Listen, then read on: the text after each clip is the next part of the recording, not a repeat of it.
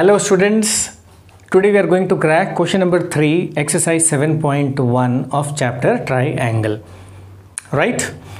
So let us focus on given first. The given says that AD and BC are equal. AD, this is AD and BC are equal, perpendicular to the line AB. That means these two lines AD and BC are perpendicular to the line AB. Perpendicular means 90 degree, so I have marked over here.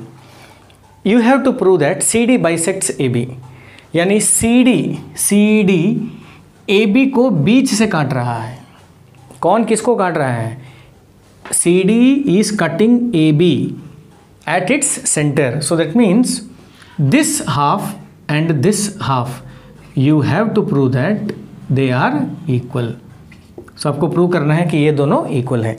तो जिसको prove करना है बच्चों, मैं इसको red में mark कर देता हूँ ताकि आप उसको एज ए गिवन यूज़ ना कर पाए. तो बच्चों आपको ये प्रूव करना है कि ये और ये इक्वल है. ठीक है बच्चों. तो once again kindly focus on what is to prove. CD bisects AB. CD AB को बीच में कट कर रहा है. तो कौन कट रहा है बच्चों? AB कट रहा है बीच में. तो आपको ये प्रूव करना है that is OA equal to OB. तो बच्चों ये जो लिखा है ना, इसको हम लोग बोलेंगे इंग्लिश, और ये जो लिखा है बच्चों इसको हम लोग बोलेंगे maths. Is it clear? So CD bisects AB. ये कब होगा? जब OA इक्वल टू OB होगा. तो once you prove that OA equal to OB, it means that CD cuts AB at its centre. अब बताओ बच्चों आपको क्या करना है? सिंपल लॉजिक है. आपको दो ट्रायंगल दिख रहा है, दोनों ट्रायंगल को कॉन्ग्रुएंट प्रूव करना है. एक बार दोनों ट्रायंगल कॉन्ग्रुएंट हो जाए, आइडेंटिकल हो जाए, then you can say that OB equal to OA by CPCT and hence you can say that CD cuts AB at its centre और CD बाइसेक्ट्स AB और AB is bisected by CD. तो तीन तरीका है बच्चों बोलने का. ठीक है, तो चलिए शुरू करते हैं. बहुत आसान सम है. इन ट्रायंगल नाम बता दीजिए बच्चों. BOC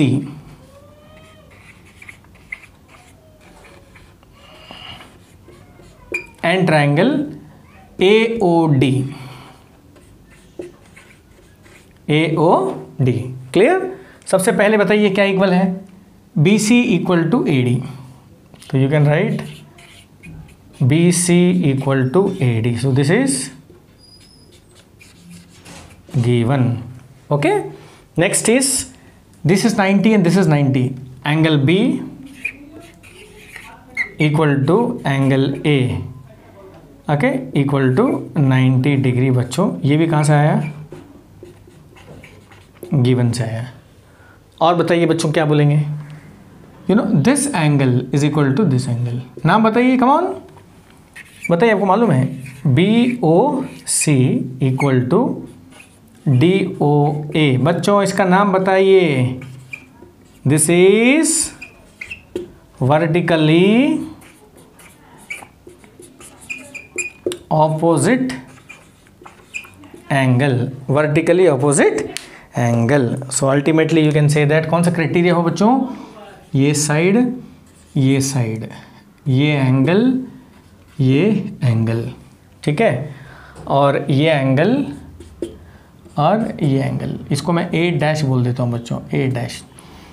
तो बच्चों यहाँ आ रहा है एक नया क्राइटेरिया जो मैंने आपको नहीं बताया था.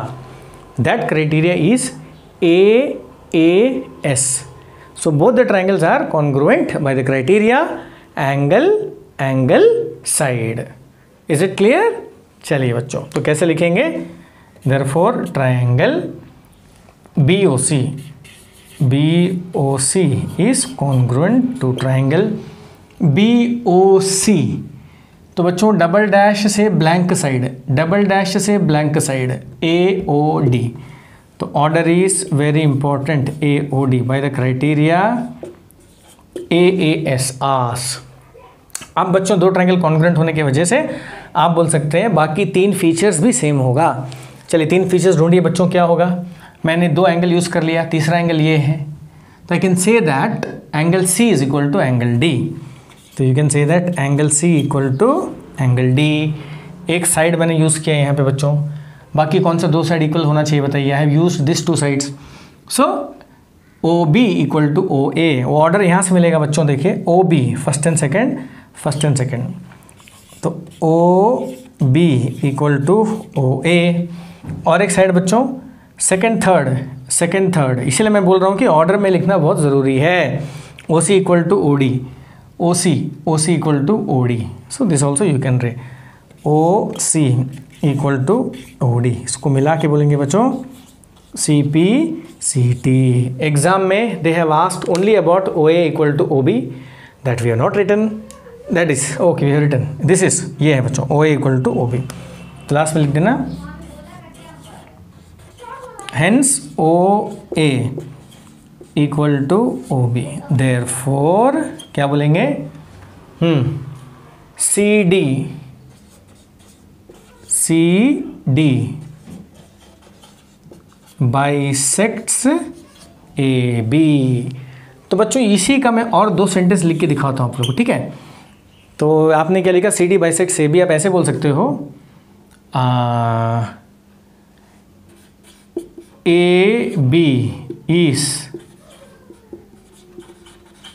Bisected by C D. ये भी एक सेंटेंस है बच्चों, याद रखिए, A B is bisected by C D. इसमें क्या लिखा, C D bisects A B, okay. तो this are the two ways. और एक तरीका क्या लिखेंगे बच्चों, कौन कट रहा है, A B is bisected, A B cut रहा है, C D bisects A B is bisected by C D, okay. So this can be written like this also. So my dear students, so I hope आपको सब समझ में आया होगा। यहाँ भी सिंपल है, आपको दो ट्राइंगल को बस कॉन्ग्रुएंट प्रूव करना है और CPCT लिखना है। Let me tell you, in the entire chapter the concept is same. Select two triangle, prove that they are congruency. After for that you are going to use 3 features, and after proving congruency other 3 features will be automatically equal, which is called CPCT। Okay बच्चों, और कौन सा side, चलिए आप इसको लिख लीजिए। We will do a small drill।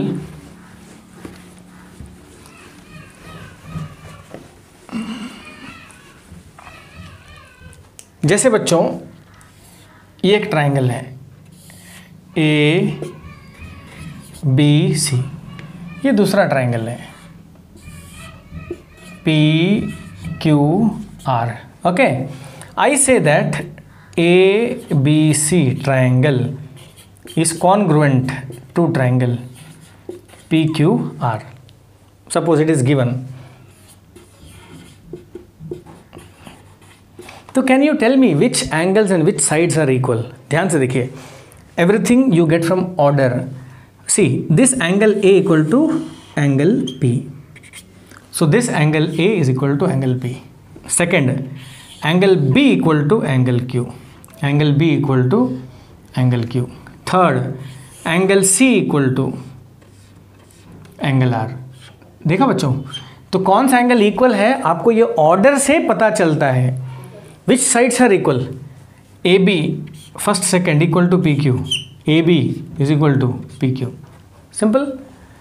Now second third, B C is equal to Q R, B C equal to Q R, simple. First and last, A C equal to P R, A C equal to P R. तो ऐसे करके बच्चों ये order से ही आपको पता चलता है which angles are equal and which sides are equal. So I hope logic आपको समझ में आ गया होगा, and we will meet in the next class.